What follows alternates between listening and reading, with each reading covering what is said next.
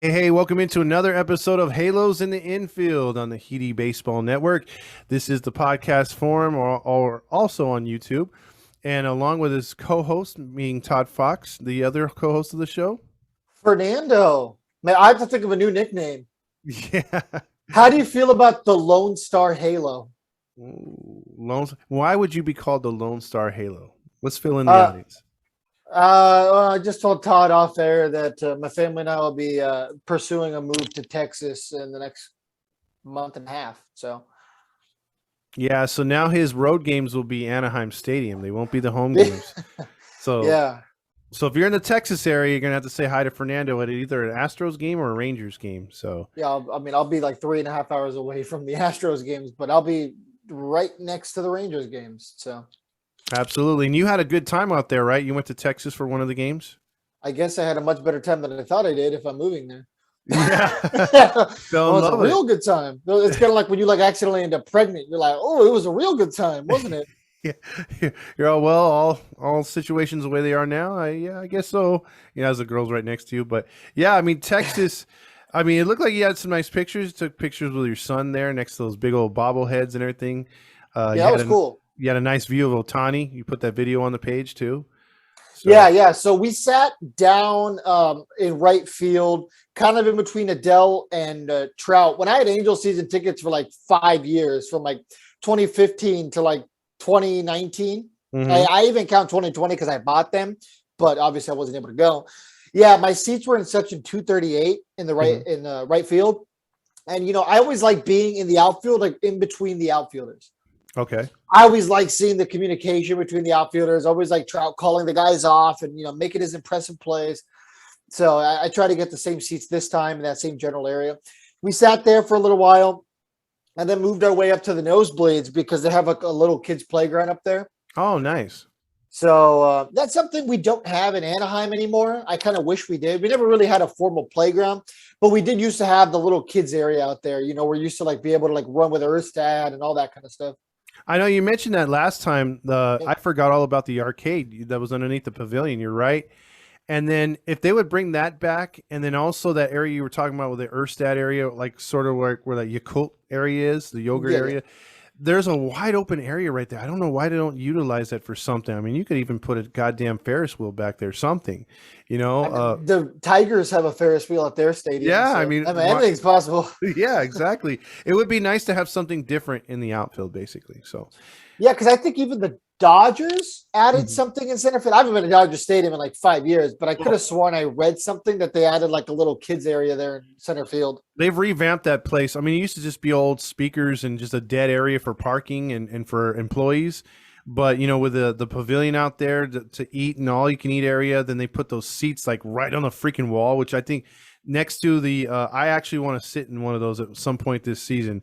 Those seats are really Todd's a cool. Dodgers fan confirmed. No, I'm just saying you could look the fact that you could sit right on the damn wall, and I mean you're like close to the action as possible. I think that's like a really cool concept, and I hate the Dodgers, but I Yeah. would like to go just to sit in those seats. And then they have other concourses behind the pavilion now, and restaurants and stuff. So I think it's pretty cool. I think what they did was pretty cool.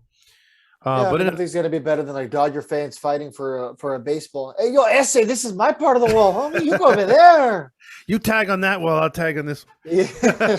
You go on that side of the wall, carnal. This is See, my side. so you can say that because you're Mendez, not me. Yeah, yeah, You're the you're exactly. the you're the Wedo from what was it? What was that one movie? What was it You gotta Blood be In, more Blood Out? specific. Blood In, Blood Out. You're the Eh, what? Okay, Larry. It's an old movie. It's a Chicano movie. It's good. okay, yeah, there you go. Old movies. All right, well, let's get to baseball because we enough banter here. The Angels come off a good stretch here where the road trip ends and they go 5-2 on the Texas two step. We were Texas worried. two-step. We were worried about this one, and like I told some of the people on my post game show, I have to brag, man. Like you guys were calling 1 out of 3. I got it right this time. I did my rally, Chris. I said 2 out of 3, and I got it. This is my largest lock. My largest lock is that the Angels are going to win the series against the Rangers and the Houston Astros, baby. If not, I will change my name to Stamos. Which, please, I want them to lose so I could change it to Stamos. Yeah, right. The only one sexier than Otani is John Stamos. Boy, I'll tell you, I'm pretty sure he would have swung all the way Otani.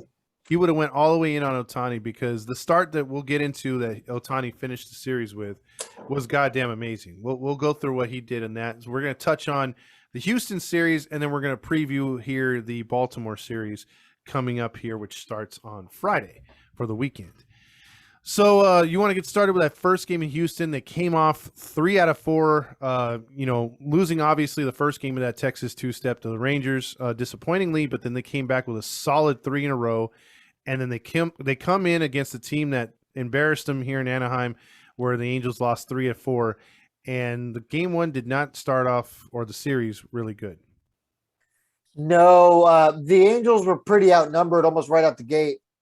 Mm-hmm. They scored 2 runs to kick off the game. Mm-hmm.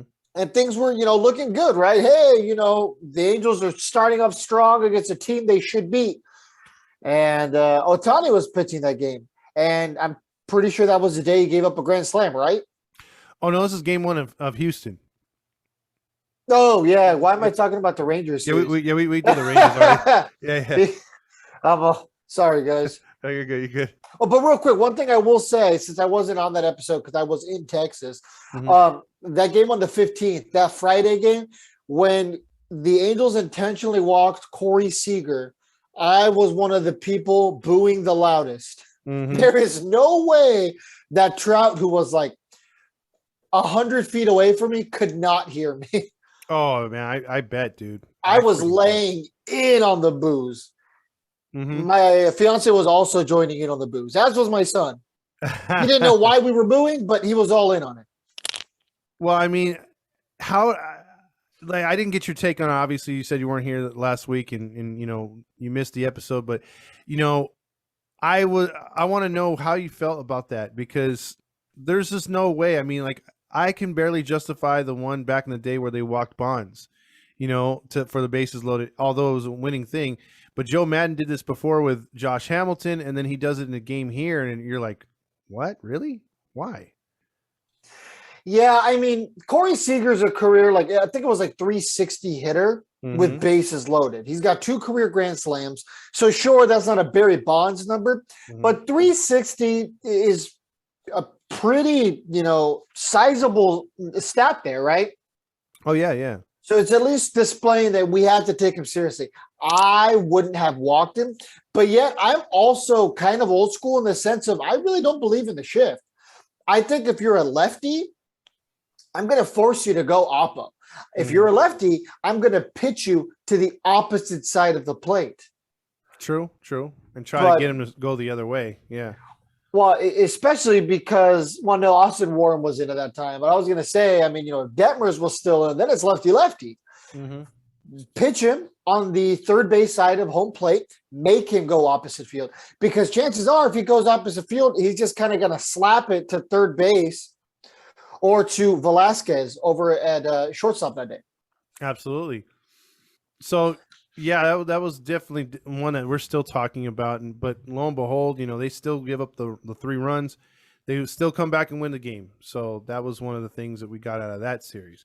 The last thing I will say about that is no matter what, we will be talking about that play in Angels history for the foreseeable future. In 10 years, I will bring it up and people will be like, yeah, I remember that. Yeah, pretty much, dude. It's super one iconic. of those. It's one of those things that what do you call it? That you basically you're gonna look back at his tenure, whether it's success or not, whether he gets hired or not onto an extension. You're gonna be like, well, he was behind that whole bases loaded walk thing to Corey Seager. So yeah, you're right. It's gonna be a highlight, definitely on his resume, or a low light, however you want to call it. Yeah, describe it. Yeah. So let's get back into this game 1 though of Houston though. Houston, The Angels starting out. Angels take the L. What happened in that game? Yeah, so they started off 0-2, answered back, made it 2-0, and then afterward the game basically just fell out. The ground just caved in on the Angels because the Astros scored 2 in the 4th, 1 in the 6th, 2 in the 7th, 1 in the 8th, and that's how the game ended. It was 8-3, and the Angels were just never really in it at all. Yeah, Houston handled them pretty good. Angels left some guys on base, but yeah, very disappointing loss. I felt like they could have got him at some point. Could have got Garcia at some point, but they didn't. And at that point, Angel fans on the post game were just like disappointed because they're like, "Well, we can't hang with this team." Houston again feels like they're above us. They feel like we just like we're just maybe chasing second place. And that was the hope that things would be different to where we could at least go even with these guys, play them straight up, and have a good chance at beating them. But again, in this game, it was demoralizing a bit. It's early in the season, but that night it was not our night at all from start to finish. No, I mean Lorenzen wasn't sharp at all. The 3 1/3 innings, gave up 4 earned runs. It did not look sharp. Myers did decent for the first time of the season, really. Warren did fine, and then Bradley gave up 2 runs. So overall, just was not a good time. And then our boy Kenny Rosenberg made his MLB debut, gave up a run, and then immediately got sent back down. Obviously, he was just called up for that day, probably to give some relief to the bullpen. But I still hate it when teams do that. Yeah, it's not fair. It's not fair. You got to give him at least a week up there, And so he didn't even have a cup of coffee. He got thrown into the fire. Got a cup of coffee, but it was the gross coffee they give you in your hotel room. Yeah, or the one that's been brewing since last night and it's morning, or since morning and it's at evening.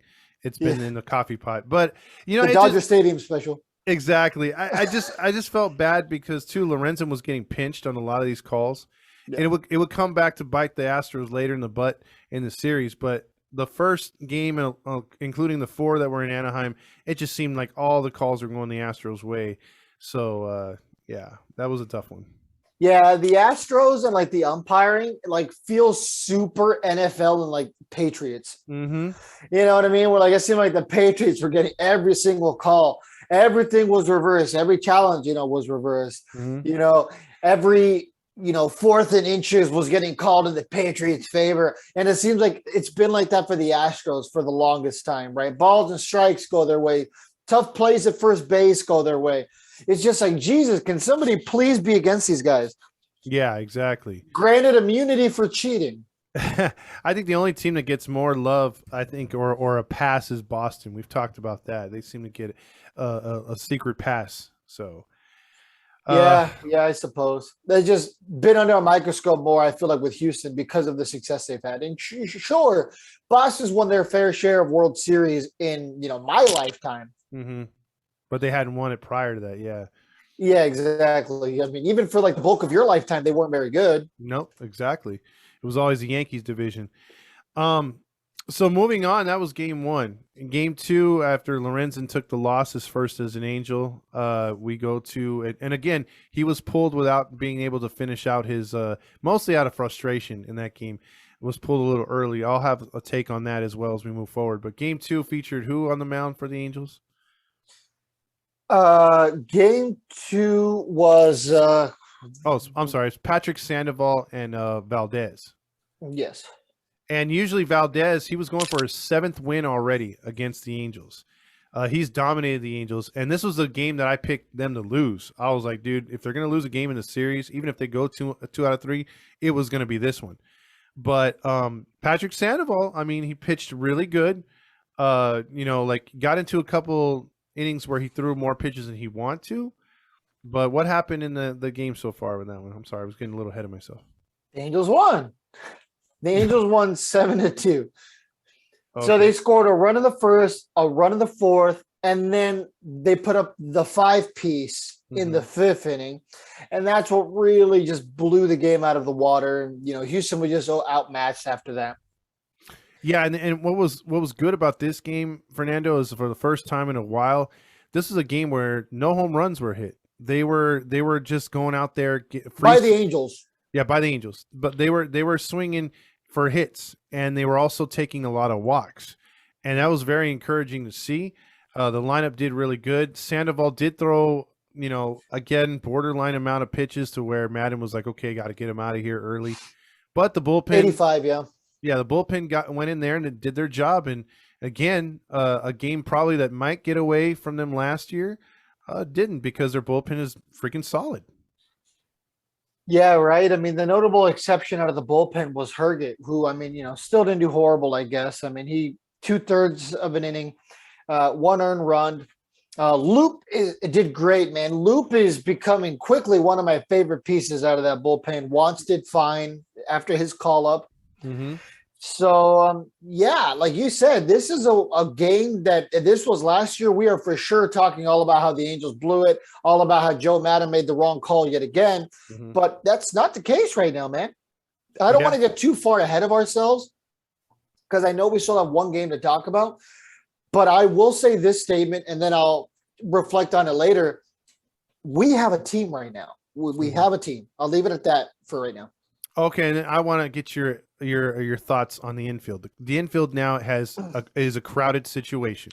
We went from a bone dry last year infield of just plucking players from off the damn waiver list or whatever, and the minor leagues not having it. Now we have a full minor leagues where Stefanic's not knocking on the door. You got a guy like Duffy. You got Captain Jack. You got Velasquez. You got Ward, and you got Fletcher. And I might be missing out on one too. But the infield, all these guys basically, Fernando, can hit. Except, we haven't seen it yet with Velasquez with his bat. But his defense, what do you think of Velasquez? Velasquez, Ward, and Duffy. Which one of those guys is pushing Fletch the most right now, you think?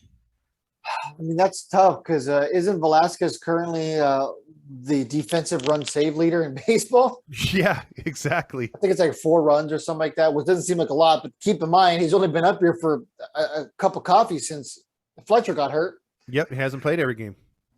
No, but dude, when I was at that Rangers game, Velasquez looked good. He made a diving play. It looked like for a second I was like, "Is that Simmons?" Yeah. You know what I mean? Because it was just like, "Whoa!" I haven't seen a shortstop make a play like that in Anaheim in 3 years or 2-3 years since Simmons was true prime. Simmons was up here. 2020 Simmons was, Mm-hmm. but like 2017 Simmons looked like that. So yeah, I don't know, man. It's going to be really interesting to see what happens when Fletcher comes up. Like you said, it's a good problem to have. It's a problem we're not used to up here. And don't keep in mind, we also have the 4A All-Star, Luis Rengifo. Oh, God. The 4A Warrior. I think they're going to try to give him away for a bucket of baseballs at this point because he's not hitting. I mean, he's hitting down there. They bring him up here. He can't hit. But there's guys up here that are hitting. Like, look at Duffy. Duffy's been only, plucked in here left and right. He hasn't got much playing time either. But if you look at his numbers, he's 9 for 22. That's pretty good. And he's batting what, the 364? Yeah, 364. And then you look at Velasquez, and his defense is putting him out there. He's only batting 143, but he's hit the ball hard, but just right at people. But his arm really impresses me. He's got a rocket arm, dude. He's down, he'll get down in the dirt, deep in the hole, turn around and just fire a straight shot to first. And so, I mean, our defense, Captain Jack looks great. Like I said, Duffy looks great. Ward looks good because it's hard to take these guys' bats out of the lineup because Ward can get you bunts. He's a good leadoff hitter, good at the back end of the guy. I mean, who do you think is like honestly, bro, like with Fletcher, the pressure is on him with that new contract, a year into it. He's got to be looking over his shoulder, right? Yeah, he has to be, but obviously he kind of has the nod from the organization, right? I mean, you committed to him for after this year 2 more years, let alone 2 more years that are going to get more expensive. Mm-hmm. Last year was 2, this year is 4, then we got 6, then we have 8, and then I think he even has an option for a 5th year. Yeah, it's a 5th year because I think it's 27 total. So, like if he stays on for the 5 years, let's see. And it's not that bad of a contract for judging what the Angels have given out in the past. So I think that was a Billy Epler move, right? Yeah, that was an Epler. So move. Actually, so it's 2, 4, 6, 6, 6.5. Okay, 6.5. And in 2026, they can bring him back on a club option for $8 million. And in 2027, they can bring him back for $8.5 million. Those are both club options. And if they decide to buy him out of either of those, it's going to be $1.5 million. Okay, that's not bad either way. That's a real generous contract for both. But Fletcher, to me, I really want him to succeed. It's not like I'm sitting there like, oh man, I want him to fail. I want to see what these new guys. I would love for him to succeed, but it's just seeing these other guys up there, he's got to come with some energy when he comes off that freaking the injured reserve, dude. I mean, he's got to come out and play good ball because these guys are going to be knocking on the door. And we've seen Madden is not loyal to lineups or players, dude. He'll move guys. Yeah, except for Ohtani at leadoff. Yeah, exactly. That's the only one. He gets a chubby. He's like, oh, Ohtani and leadoff. Oh man, that's Roger Lodge, but whatever. Joe Madden's more like, oh, Ohtani and leadoff. Yeah, exactly. Peace and love, Ohtani. Yeah, he's like the high RV, or not an RV, the high van from Cars. Yeah, the Volkswagen. Yep. Yeah, it's totally Joe Madden. Actually, if somebody can make that and send it to us on Twitter or Instagram, I will repost the Volkswagen buggy with Joe Madden's face and an Angels hat. Make it happen. And smoke not coming out of the exhaust, out of the windows. The windows are all fogged up. Yeah, exactly. We need the fan art. Somebody, please. Lava lamp next to the steering wheel. Yeah, I think we've gotten to the point where we can request fan art. There you go. So I'll tell you, look, the Angels, they get that win to even the series. It felt good. It felt right. And then the Sunday afternoon game, which is a game where I believe if the unspeakable word until like you actually have to say it because people will try to jinx it, but say, hey, he's got to know. It was actually the Wednesday afternoon game. Oh, the Wednesday afternoon game. Sorry, my bad. I'm thinking of it as a getaway because it was a 3:00 start. But yeah, I figured Ohtani, he's in a good spot versus Odorizzi. Odorizzi struggled. I'll eat humble pie on it. I wanted him for the Angels last year, and I was disappointed when he didn't come. But he had a bad year last year, and he hasn't started good this year either. And it showed in that first inning. What happened in that first inning? Angels lit him up. Actually, Shohei Ohtani became the first pitcher hitter in MLB history to have 2 at-bats before even throwing his first pitch. Crazy. Yeah, and I mean, that kind of puts it into perspective, right? Mm-hmm. So the Angels just lit him up. I mean, they got 3 straight guys on base. Rendon got walked, and that brought in the first run. And then afterward, man, just turned into a pinata fest. Brandon Marsh, I think, got a double. Yep. So we got 2 RBIs in. And then, I mean, the hit parade just kept going. Ohtani came back up, and then he got a hit where he almost got a home run. Mm-hmm. I think it was an almost opposite field home run on the wall. What's it called? Out of town scoreboard, because Houston has that kind of tall out of town scoreboard, kind of like how we had in right field before they lowered the home run fence. Yes. Yeah. So Ohtani almost went oppo, and it would have been a 3-run home run. Instead, it was just a double. Yeah. But 6-0 going into Ohtani pitching in the bottom of the first. And that was the thing in this game too.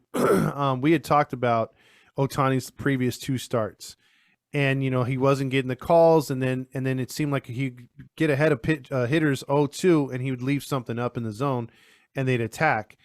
And in this game, he'd go up 0-2. You weren't going to see anything in the strike zone, or you're going to see something that's going to dive out of the strike zone. He has split finger, his slider, his fastball was all staying down.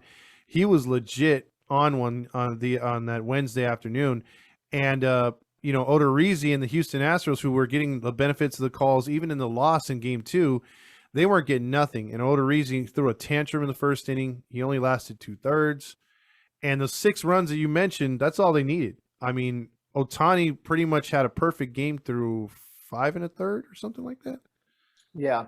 It was so he was rolling, and then he gave up a hit to Jason Castro, former Angel, and I think a walk, and then I think he finished the 6 innings, and some Angel fans were disappointed, including myself. I wanted to see him get a 7th inning in and break that strikeout, because he tied it all a personal record with career 12. high for him. Yeah, I wanted him to get like 13, but Joe Madden's like, nope, you sit after 80 pitches, and that was it.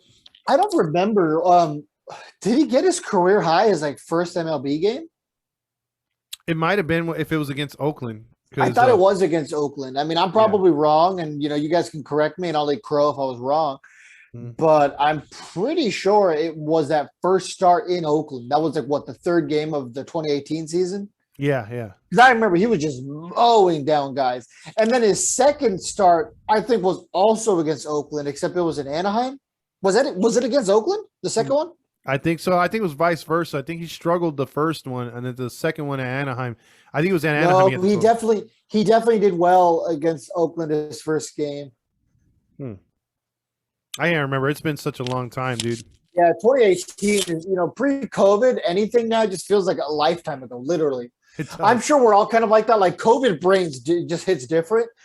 But, I feel like after the pandemic, we were all all kind of born again.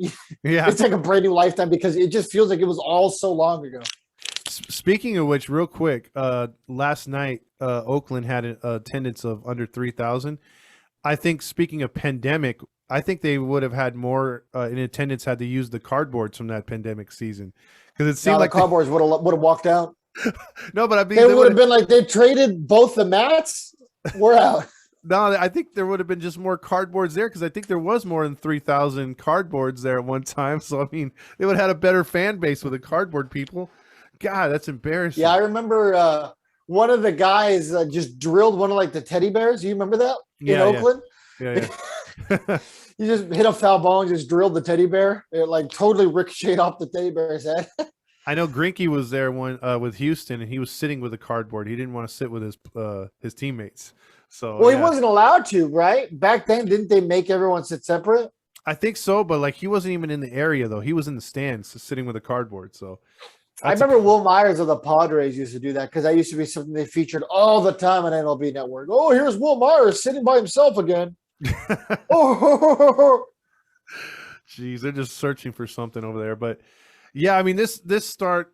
Well, I mean, hey, San Diego is a minor league city, and so is Oakland. So yeah, you got to find minor league things to talk about when it's a minor league city. Well, that's why the San Diego Chickens survived there for so long. It was a big thing. I like the San Diego Chicken. I do too. I don't know why he's not back. He was pretty funny. He was like the Philly fanatic. Yeah, he only used to come out for once a year he would come out. Because I remember every time the Chicken came, we would always go to those games because, it was always funny. It was just different. Yeah, he did all kinds of crazy stuff. Yeah, nobody cares about the Friar. Nobody cares about a fat dude who drinks beer, has no hair. Yeah. I'm like, you're describing any San Diego transplant, in their mid-20s who, just moved from, New Hampshire. Yeah, exactly. Yeah. Plus, he's not my favorite's 394 ale. I love AleSmith. I like to go on long walks to the beaches and catfish women on Tinder. Get it. I find some good ones in San Clemente. Oh man. There you go.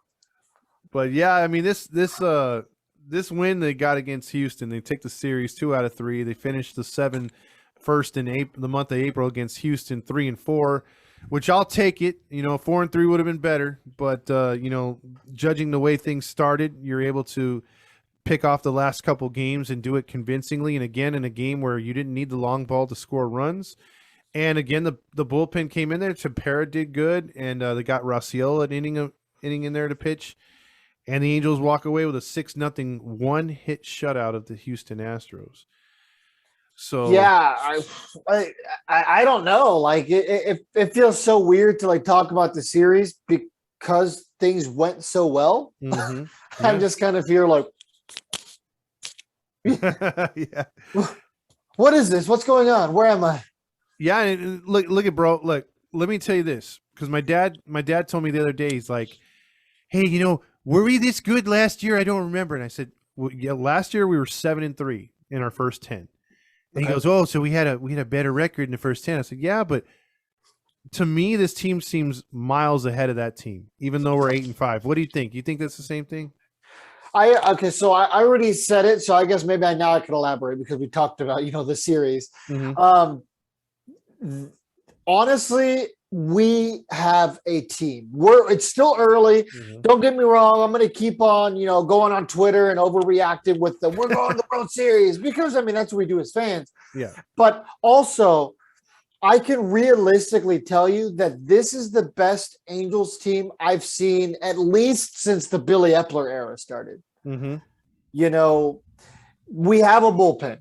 Mm-hmm. Honestly, we're in a situation right now where he can send out any of our 6 starters, and I'm not scared. I know that, maybe Lorenzen might struggle, or maybe Suarez might give up a couple runs, but I do know that all 6 of our starters are gamers. They're going to go out there, they're going to pitch whatever Joe Madden lets them pitch. Chances are it's probably closer to 20 pitches than it is 100, knowing Joe Madden. But, the fact of the matter is we have an all-around team. Am I wrong? No. We have an infield, like you said. Mm-hmm. We have an outfield. I mean, right now, our weakest link is Velasquez, maybe Herget, and Joe Adell. Yeah. Joe Adell has potential. I'm waiting for that bat to wake up. And there's some guys on Facebook who are like, oh, I'm so over Joe Adell. You know what? I'm with you. I'm over the Joe Adell experiment to an extent. But the fact of the matter is, we're essentially paying Joe Adell $28 million.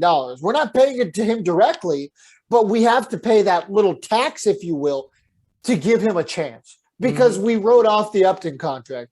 We're stuck paying the $28 million. And by where I mean, me, Arturo Moreno, is still paying the $28 million. So you're essentially paying for that spot out there that Adell's now taking. Yeah, absolutely. So the Angels are all in on Joe Adell. They have put all their bargaining chips to the center, and they put it all on the color red. Joe Adell. So we really need Joe Adell to pan out. I was kind of hoping that giving him the keys to the kingdom was going to give him that chance. But Joe Adell is either striking out or getting a hit. There's no in between. The only thing that I could say that changed in the last 2 games, and granted it's only 2 games, but when Adell was in there and he did have strikeouts, he was working the counts full or close to full at 2-2. So it wasn't the normal, I'll strike out in 3-4 pitches. He was fouling pitches off, and he wasn't swinging away at those sliders out zone. If he could lay off those, he came through the other night and had 3 hits. And again, like you didn't mention one big guy who we thought was going to be a death blow to this lineup, and that is Kurt Suzuki. Kurt Suzuki's actually gotten some hits. He's gotten a home run. He's walking. His defense still sucks. But he's doing some things that, okay, this is what we wanted for Stassi as a backup, to put comparable numbers up, and you could kind of get the best of both worlds. And granted, again, it's early, but if he can do that, at least consistent to what he's doing, if your boy Adell can get hitting, we haven't even seen Marsh get going yet, or what's our boy Rendon. We get those core 4 plus the guys around. I mean, I'm just being as optimistic as you are, bro. I'm loving this. Keep in mind, Brandon Marsh is one of the top RBI guys in baseball right now. He's got 11 RBIs. He's batting .323. Yeah. Brandon Marsh right now is proving that rolling the dice on him is a good idea. He is major league ready. Yeah. Is this going to be sustainable for the entire season? Absolutely not. He will have a slump. Yep. He's not going to be a league leader come the end of the year. And if he does, I will find something to do.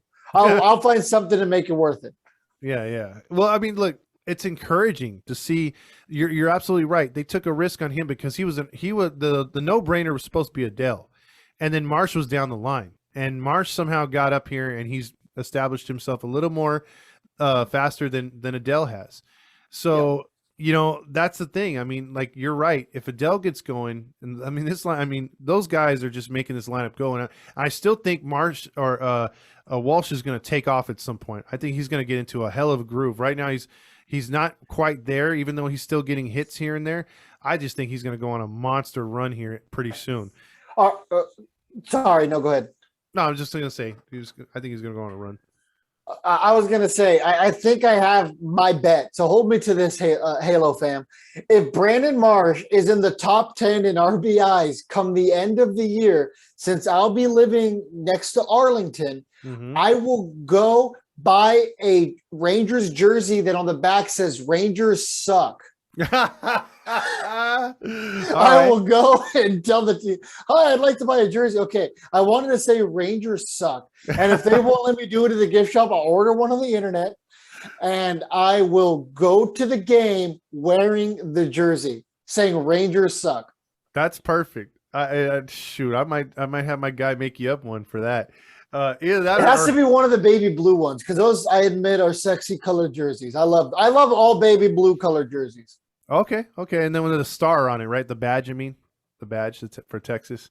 I want a badge. I want like a custom badge that has the number 69 on it.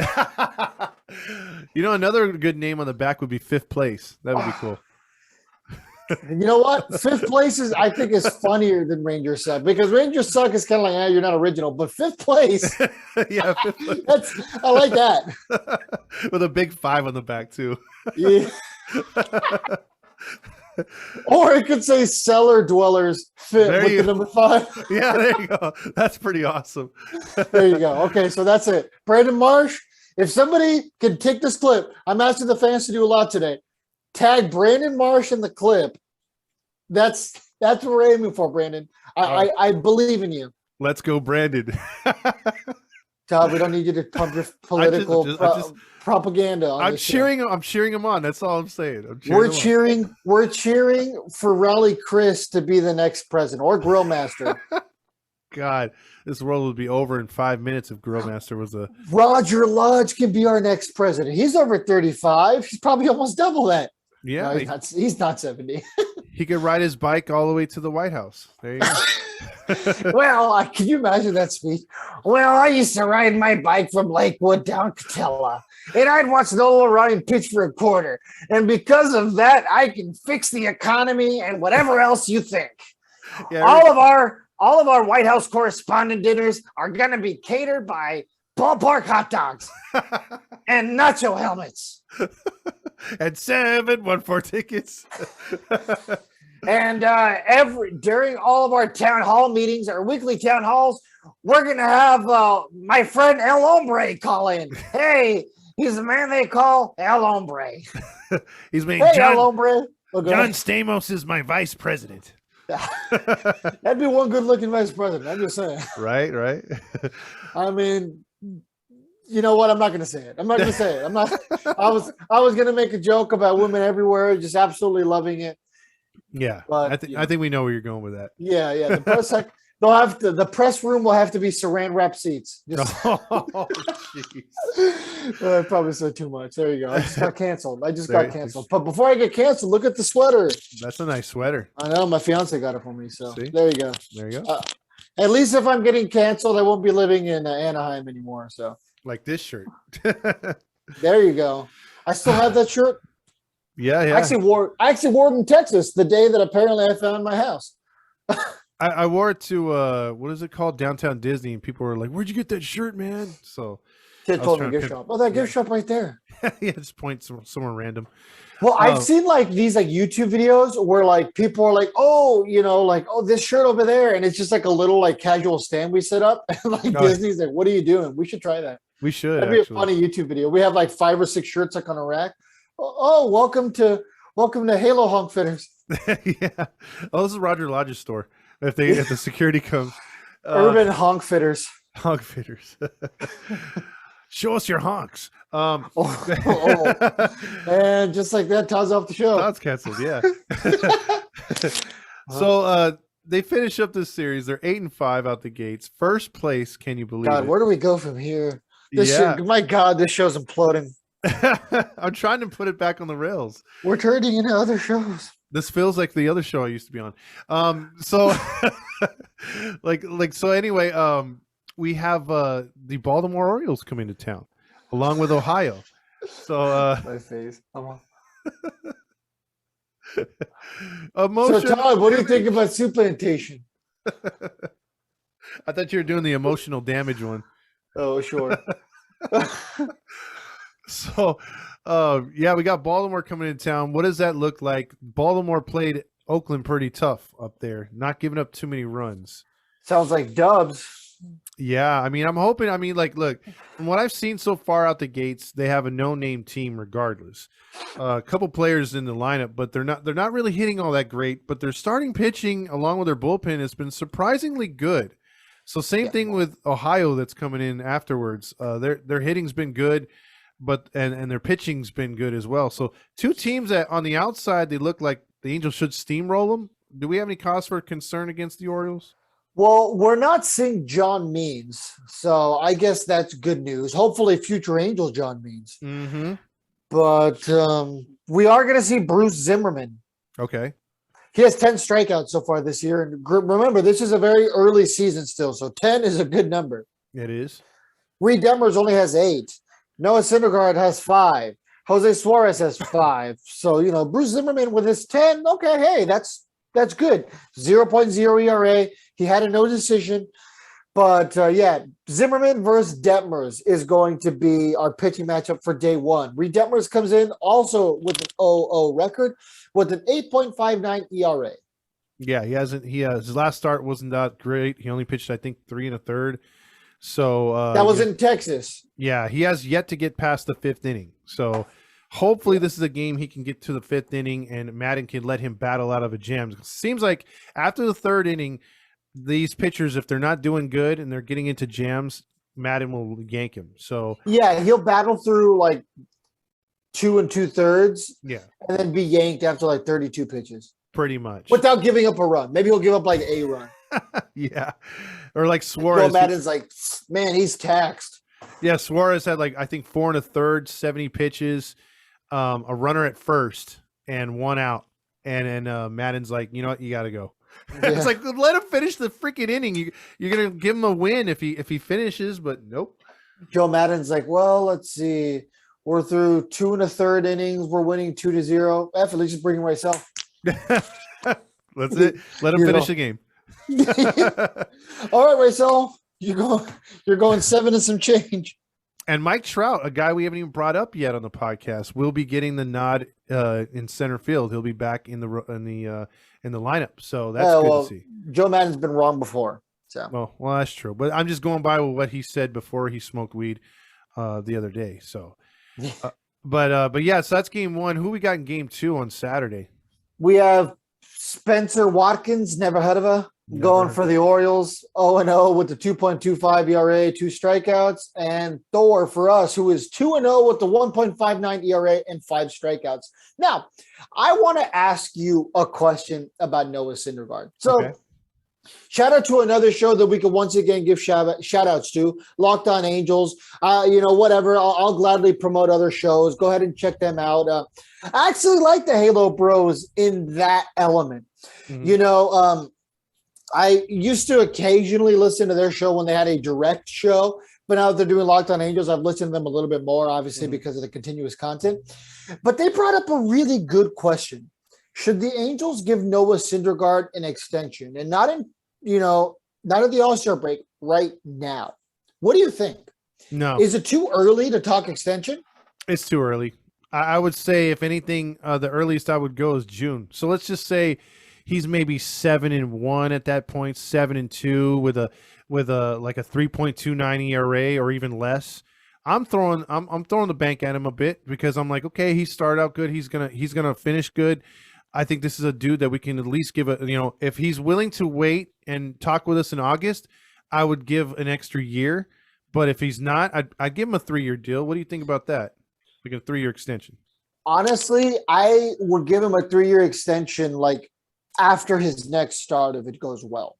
Okay. Because I'm thinking that if we hop on it earlier, it'll go for a little less money. I'm not naive here.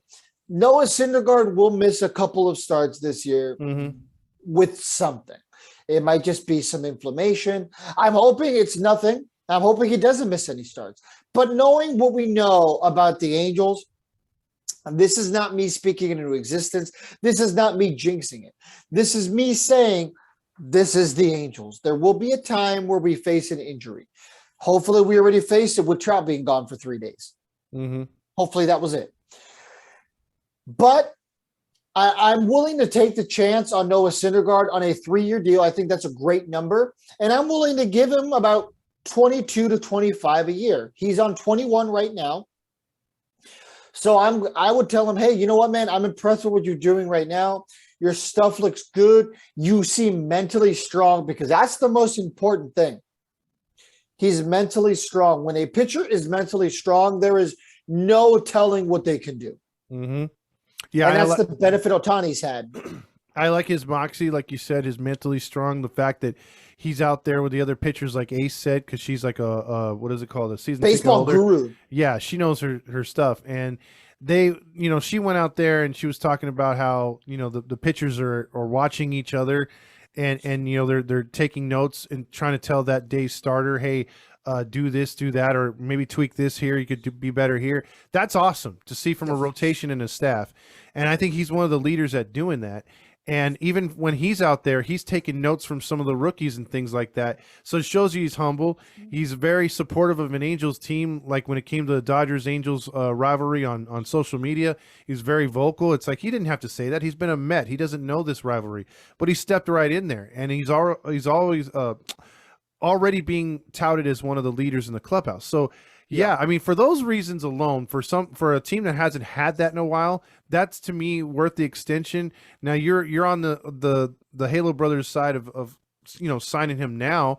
I would love that, but I would like to see a little bit more from him. I would just, like I said, wait till June. If he's got that record, offer him that 3 years. I like the money you're offering at that between 25, and then if, say for instance, give him a little extra if he signs before you have to go to the end of the season. Because if he waits till August or September, I'd have to imagine they'd throw more years and more money at him. So yeah, but I would imagine he's going to be getting a 5-year deal. He's going to be looking for something close to the 27s to the 30s.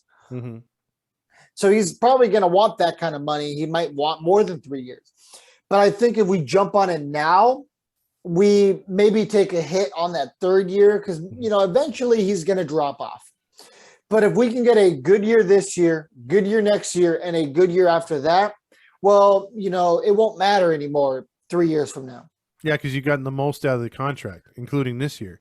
So, yeah, exactly. I totally get you. And he's already becoming a fan favorite. So, liking him with a rotation with Ohtani, I'm just saying, I like those two back-to-back along with Sandy. So that has the potential to, in a year or two, be one of the better 3-headed monsters in baseball. Absolutely. So that's game 2, Thor on the mound. Well, who's in game 3 in the finale with the Orioles? Chris Ellis, who's a pitcher I've heard of for sure from the Orioles, but I don't think he's had a stellar career, who's 0-0 with a 0 ERA, 2 strikeouts, and Jose Suarez, who's 0-1 with the 5.19 ERA and 5 strikeouts. Orioles have had a lot of no decisions because a lot of their games have been low scoring. They've been 4-1, 2-1, 3-1, things of that nature, 5-4, stuff like that. The bullpens have been picking up the victories. But if you notice the 3 starters that he's mentioned, Fernando's mentioned, their ERAs are 2-point-something and 0.00. So they put up no runs in their starts because I think these guys are fairly new to the majors and they haven't seen him yet. And plus the Orioles with all those number 1 draft picks and everything, high draft picks, they're getting pretty good, decent pitching for their future. So I think the key in this series for me, and I'll ask yours in a second, I think there's just one thing. You just got to get to these starters fast. Don't let these starters go long in the game. Yeah, absolutely. And one of the biggest reasons why I remember Chris Ellis' name is he is an Angels draft pick, 2014 round 3 draft pick. Picked okay. 88th overall. Damn, okay. So he just didn't do it for us and got shipped to them? I believe he might have been involved in the Iglesias trade. Oh, okay. Okay. We got him. I believe so, right? I mean, I'll try to do some research on it here, but yeah. Speaking of which, the other day, I don't know if you saw that, Iglesias, he plays for Colorado, right? Yes. The last time they were playing Colorado, I think he had just lost his dad. And I thought that was really classy. He had gotten a hit in Colorado, and he got over to first base. Freddie Freeman gave him like a hug. Chris Ellis, sorry. He was involved in the Simmons trade. Oh, the Simmons trade. Okay. Yeah, 2015, when we got Simmons and Jose Briseño in exchange for Eric Ibar, Sean Newcomb, and Chris Ellis. And keep in mind also, Sean Newcomb has just been cut by the Braves. No, he was DFA'd and then traded today. He was traded to or yesterday. Grillmaster sent me the link. Okay. He sent Chavez, our former pitcher. Jesse Chavez, yep. Jesse Chavez went to Atlanta and Newcomb went to Chicago. Okay. Yeah, because I know some Angel fans said, "Hey, bring Sean Newcomb back." So I would have wanted to do that just for the FU to the Braves. Like, who won that trade, bro? Yeah, exactly. And I don't believe Ibar did too much when he was in Atlanta, did he? Did not. Yeah, unfortunately, he didn't do nothing there or San Diego. I think we got I Yeah, we definitely got the most of them. I was never a big Ibar cat. Really? I was never a big fan. I mean, he was a fine player. I mean, what he batted around the 300s for the bulk of his career here. Mm-hmm. Had some decent defense. I mean, he won a Gold Glove, right? Yes, yeah. I just liked what he did behind the scenes. I thought he was a great clubhouse guy, great teammate. I feel like I would have liked him a lot less if it wasn't for his pairing with Howie Kendrick, because him and Cowie were great together. Oh yeah, I was a big Howie Kendrick guy. Yeah, I loved Howie Kendrick. I was upset when he left, and especially where he went. You know, I don't like seeing Angel players wearing that blue. Let's just say that. Don't forget the fact that it was for Andrew Heaney.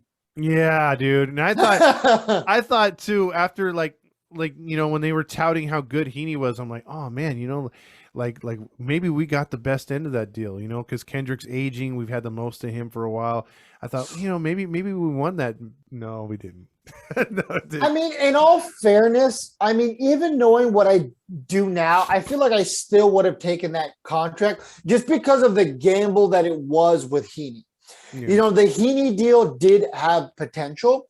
And like you said, at that point, he was getting long on the tooth anyway, Howie Kendrick. Yes, he did go on to help the Nationals win a World Series. Mm-hmm. But we will see how the butterfly effect works out.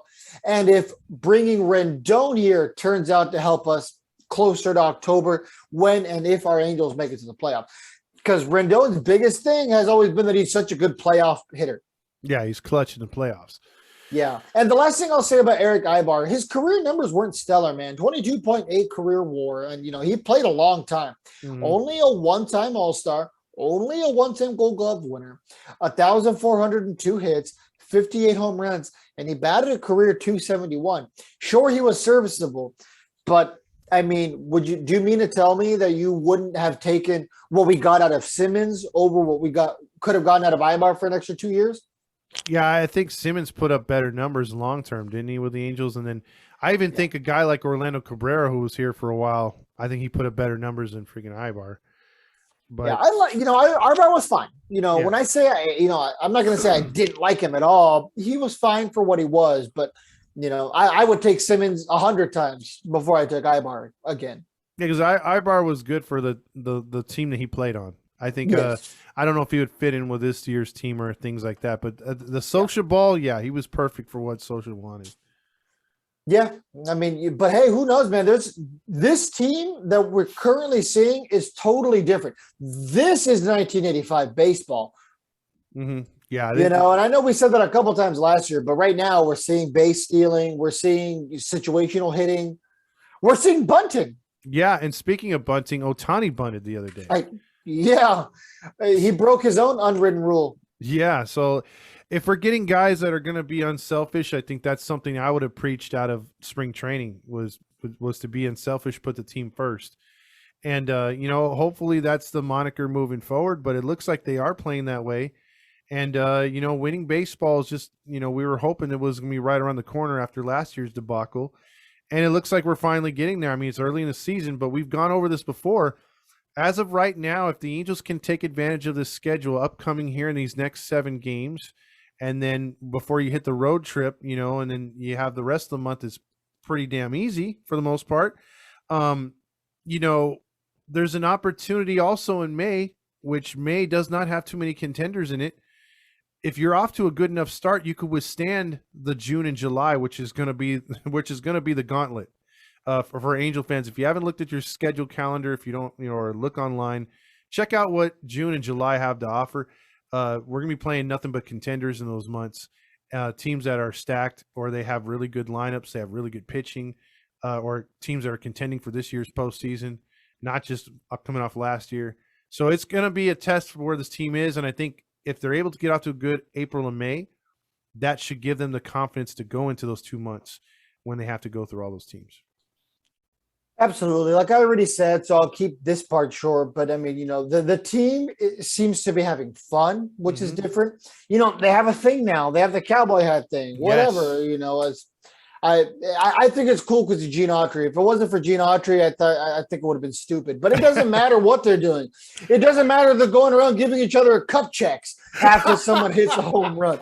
That'd be great, dude. I wish that was the case. All right, well, we know what side of the fence Todd's on. You stay over there, mister. No, the cup check. I think this is hilarious, dude. Maybe the Todd Lodge is going to his head. There's nothing wrong with any team somebody plays for. You're right. Just saying. Well, this is a socially acceptable time, and we love you, Todd. I'm talking about the cup checks like from Jackass, it's just a quick punch to the nut. I'm not talking about the whole cop and feel or nothing. I'm just saying to each your own, but I mean like the nice little knuckles shot to the nuts would be funny. But yeah, right. Was it Randy when we played the Dodgers who posted that cup check, except like yeah. They like actually held it. I'm like, oh my, yeah. I was like, that's kind of on a baseball field where everybody can see. Yeah, it's like 1 second too long. Yeah. I'm like, that's a little bit more than a friendly cup check with a friend. Yeah. That's a real close friend. Like I said, it's one of those, like my kind of cup checks are the ones you inflict a quick pain and everyone laughs. Yeah. I'm not talking about, hey, let me massage those. Yeah, right. I'm all, you keep that for the OnlyFans. That's what I'm saying. Let me get that out of the way and straight. Yeah. Literally. But yeah, I'm with you, dude. Whether it's an Autry thing or not, the Cowboy thing I think is original. It's funny. Guys like are jumping on it, like Stassi, Trout, Adele did the whole like twist around. I mean, that's cool. That's freaking cool. Let's keep something going. Let's have something for the fans to cheer at, because maybe just maybe the PR department can do something smart and be like, you know what? Let's capitalize on that. Let's have a cowboy hat night. Who knows? They used to. Yeah, I mean, I had an Angels fan cowboy hat. I don't know where it went. It was like the navy blue one they did a couple years ago. Oh, I had the straw hat one, the cowboy straw hat one. Yeah. Okay. Yeah. But yeah, that's where we're at, man. Any other things to add with the state of the Angels right now at 8-5? I guess something for a minor league update. Our boy Ty Buttrey has had 2 appearances so far. He's yet to give up a run. Nice. Well, hopefully Ty can come up and then we can get that interview in finally about his journey back to baseball, because a lot of people had questions why he left, and a lot of people have questions why he came back, and it would be good to hear and see from him and get his take on his reasoning behind all of it. Well, hopefully by the next time the Angels come to Texas, he'll be up with the team. That'd be good. When would that be? May 16th. Wow. Literally the day that I supposedly closed from my house. Well, if that's the case, maybe you have a victory celebration at the stadium. You can go over there. And we'll see. Yeah. All right. Well, that's all I got for this episode. We're hoping that what do you predict for the Baltimore series? Oh, I predict. You know what? I'm gonna go 2-3. I wanted to pull out my inner Halo honk and say 3-0, but I don't know which one we're gonna lose. I think Noah Syndergaard's gonna get a win, because I think that'll propel the Angels to really consider a contract extension. I don't think it happens yet. It'll probably happen around the All-Star break. Mm-hmm. But I would like it to happen now so they can get a little bit of a discount. I don't think Detmers is going to do it. I think we're going to lose the first game of the series. I think we'll win big on Saturday, and then I think we'll skim by on Sunday, and Suarez will get a win. I have to agree. I want to call a sweep, but to be safe, 2 out of 3. I think your logic is dead on. Can't disagree with that at all. I mean, you know me, and any of you guys who have been on board with us for a while, I hardly ever call sweeps. Yeah, and I've called some pretty ridiculous stuff that turned out to be accurate. But well, let's be honest. Could you call a sweep last year with last year's squad? I mean, it'd be stupid to call a sweep, to be honest. I think I did call one sweep, and I do think it happened. I'd have to listen back. Okay. I know I had no confidence to do that last year. We honestly need to start keeping track of these predictions. We should. We need to start like marking it down. That way, as we go, we can actually be like, okay, well, your largest log was correct. All right. Artie did great on that last pick. Yeah. Artie. The Artie party. Artie just gave me a 10-year chubby contract. Oh, yeah. Oh, he's paying me at 714 tickets vouchers and coupons to the winery. Restaurant and wine bar. Check out their new location in La Jolla. Dude, that's probably him in his sleep at night. James. Yeah. How many times do you think he's accidentally called his wife James? That's just what I was gonna say. They're gonna be like, "Why are you guys having trouble? Why are you meeting with a marriage counselor?" Because he shouts out James while we're making love. I don't think Roger Lodge is the kind of guy who uses the phrase "making love." I think it's more the guy who says coitus. Hey, my beautiful Pamela, how would you like to go upstairs and have the coitus to some John Stamos Full House quotes? Hey, can you put on the John Stamos mask again? Can you put on the Otani bodysuit? No, turn the mask backwards. I want to see it in the back of your head.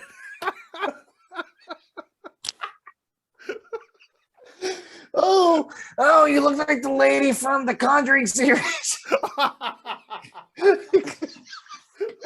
The mask is backwards. Oh, God. Well, if any of you guys are still listening and are still going to tune in to next week's episode, thank you guys so much. I don't exactly know how to thank you guys for all the stuff you guys put up with, but man, oh man. Yeah, we hope we give good Angel content. We don't go too far off the rails. Yeah, I'm obviously in a good mood tonight, so as in a better mood than I thought. So as you should be. So for Todd Fox and the Lone Star Halo fan. The Lone Star Halo fan. Have a good evening, night, or wherever you're at.